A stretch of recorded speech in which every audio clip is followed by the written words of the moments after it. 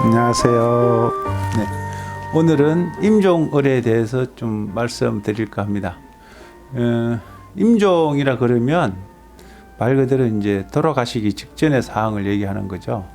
그래서 부처님 당시에도 부처님 아버님 정반왕이 힘들다는 지금 뭐 곧 임종하실 것 같다는 소식을 듣고 부처님께서 직접 아버님을 찾아뵙고 마지막 임종 법문을 하게 되는데요. 그만큼 마지막 돌아가시기 직전에 있는 환자에게 부처님 말씀을 전해드리는 게 엄청 중요하다라고 생각이 되고 그 부분을 부처님께서도 몸소 실천해 주셨기 때문에 우리 부처님 제자들인 불제자들은 이후에도 계속해서 마지막 가능하면 사항이 여건이 되지 못하면 안 되지만 사항이 되는 한 마지막 임종 의례를 하는 게 중요하지 않나라고 생각합니다. 스님들 얘기를 듣고 또 제가 이제 문헌을 살펴보면 전체적으로 사람이 돌아가시게 되면 4가지 형태로 나타나게 됩니다. 첫 번째 이제 우리가 말 그대로 우리 몸은 지수화풍 4대로 이루어졌다고 하죠. 그래서 마찬가지로 돌아가실 때도 그 4대에 의해서 돌아가시게 되는데 첫 번째가 지대가 무너지게 됩니다. 돌아가시려면 직전에. 그래서 지대라는 거는 말 그대로 우리가 뭐 땅을 짚고 버티는 힘이죠. 그래서 돌아가시는 직전에 있는 분들은 제대로 서지 못하고 자꾸 누우려고 그러고 앉으려고 하게 됩니다. 두 번째는 수대가 무너지게 되는데요. 수대는 이제 우리 물이라 그러죠. 그래서 환자가 보면 목이 마르다 또는 대소변이 나오고 오줌을 싸기도 하고 이렇게 되는데요. 그 부분은 이제 내 몸에 있는 물이 빠지게 나가는 거죠. 그리고 세 번째는 화대가 되는데요. 화대는 열기입니다. 열기라고 그러는 건데 이제 이때 되면 화대와 풍대는 비슷하게 오는데요. 이때는 이제 환자가 춥다, 덥다 막 그러면서 내 몸의 변화를 이제 느끼게 해줍니다. 그래서 그때 되면 가능하면 스님을 모시거나 또 스님을 모신 여건이 못 되면 제가법사를 모셔서 마지막 임종 법문을 할 수 있게 하는 게 중요하다라고 생각합니다.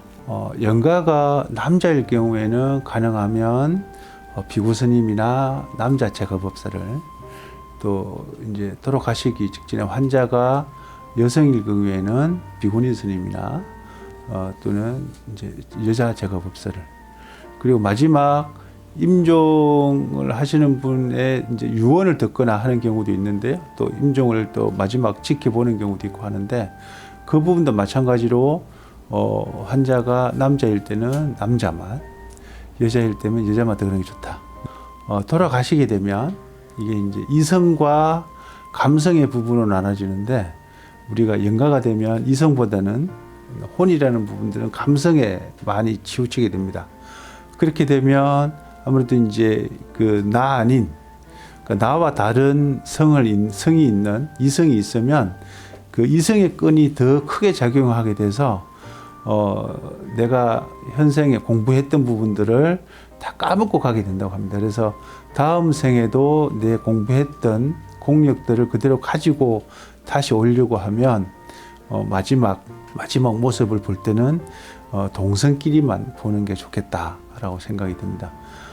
이 부분들은 이제 제 생각보다는 이렇게 강남에 있는 모사찰 우리 대종사 스님께서 강력하게 주장하시는 건데요. 우리 그 강남에 있는 우리 스님께서는 모든 법회 때마다 말씀을 하십니다. 그래서 이 마지막 그렇게 가실 때는 꼭 같은 성끼리만 좀 보라고 말씀하시는 부분이 있고요. 그 꼭 가실 때는 부처님을 모시고 그러니까 호신부를 모시고 가는 게 좋겠다. 왜냐하면 환자가 이제 그 호신부를 모시고 가는데 호신부는 가능하면 아미타불이 좋겠죠. 모시고 가는데 환자가 부처님이 가까이 있음을 느끼게 해주는 부분이 중요하다. 그래서 아미타불을 모시고 이제 호신부를 모시고 갈 경우에는 아미타불의 손과 환자의 손을 오색실로 연결해서 즉 뭐라면 이렇게 해서 아미타불의 손을 연결하고 또 환자의 이렇게 손을 이렇게 연결해서 부처님의 마음이, 부처님의 뜻이, 부처님의 정성이 환자한테 연결된다는 것들을 보여주는 게 굉장히 중요하다. 그렇게 해서 환자가 마음이 안정되고 좀 편하게 갈 수 있도록 해주는 게 굉장히 중요하다라는 생각이 듭니다. 이제 임종 의뢰를 할 때는 가능하면 이제 좀 그 주위에 방해를 받지 않는다면 불교식 좀 의뢰를 하는 게 중요하겠죠. 그래서 처음에는 이제 3기 의뢰를 하고 반야신경을 좀 하면서 환자한테 이렇게 이제 무상의 도를 얘기해 주는 게 굉장히 중요하겠다라는 생각이 듭니다. 임종 의뢰를 마치고 나면 상주 되실 분, 유족이 이제 준비해야 될 게가 여러 개 있는데요. 그 첫 번째가 이제 고인을 모실 빈소를 좀 알아봐야 됩니다. 고인을 모실 빈소를 알아봤는데, 이 고인을 모실 빈소는 요즘에는 상조회사가 너무 잘 돼 있고 상조회사를 통하면 아주 잘 알 수 있습니다. 그래서 특히 우리 불자라면 이제 우리 불교계에 가장 포교 불교식 장례를 추구하고 있는 불국토 상조를 통해서 진행을 한다면 보다 더 여법하고 부처님 법답게 마지막을 할 수 있지 않을까라고 생각하고요. 불교식 불국토 상조를 통해서 그런 빈소라든가 장례식장을 알아보면 좋겠다. 고인의 뜻에 따라서 어떻게 장례를 할 것인지, 뭐 평상시 말을 해놓으셨다면 그 뜻에 따르는 게 좋고요. 뭐 예를 들어 3일장을 한다든가 또 5일장을 한다든가 아니면 화장을 한다든가 또는 매장을 한다든가 이런 것들은 살아있는 상주들 또는 유족들의 몫이 아니라 돌아가신 고인의 뜻대로 해주는 게 맞다라고 생각합니다. 그래서 고인이 평상시 그렇게 되면 평상시 이제 우리 유족들하고 또 고인하고 많은 대화를 하는 게 좋겠죠. 살아생전에 그런 대화를 통해서 마지막을 어떻게 정리할 것인가 하는 것들도 미리미리 좀 챙겨두시면 장례가 발생했을 때 당황하지 않고 잘 진행할 수 있다라는 생각이 들고요. 장례를 준비할 때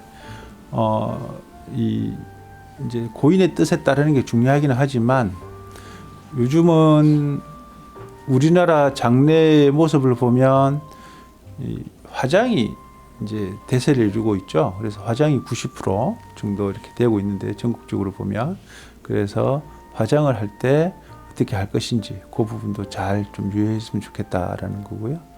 그 다음에 이 인력 배치를 어떻게 할 것인지 이런 부분도 중요하다. 그래서 누가 이렇게 사람들한테 알리는 역할, 또는 이제 문상 오면 받는 문상을 누가 받을 것인지, 조문을 누가 받을 것인지 이런 부분들도 다 각각의 다 이렇게 역할 좀 분담을 해서 진행을 미리미리 이런 걸 좀 챙겨 놓으면 장례 또 3일 또는 장례 5일간 물 흐르듯이 여법하게 진행되지 않을까라고 생각하고요. 병원에서 이제 많이 돌아가시게 되는데요. 그러면 이 사망 진단서를 이제 가서 당일날 떼어두는 게 좋다. 왜냐하면 사망 진단서가 있어야만이 할 수 있는 것들이 있어요. 첫 번째는 사망 진단서가 있어야 돌아가신 이튿날 입간도 할 수 있고요. 그리고 사망 진단서가 있어야 화장장 접수도 가능합니다. 그래서 사망 진단서를 한 7통 정도 이렇게 떼어두면 여러모로 쓸모가 많겠다라는 생각이 듭니다. 네.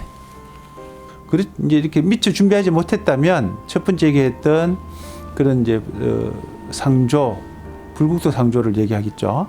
상조한테 연락하면 상조에서 나간 어진 팀장이 아주 자세하게 상담하니까요. 또 그럴 때 다시 한 번 더 짚어도 좋지 않을까라고 생각합니다. 그래서 이렇게 해서 이제 임종 의뢰를 마치게 되는데, 임종을 마치게 되면 이제 그 다음은 본격적으로 이제 이 발인할 수 있는 준비를 하게 되는 거죠. 발인 준비는 다음 시간에 진행하도록 하겠습니다.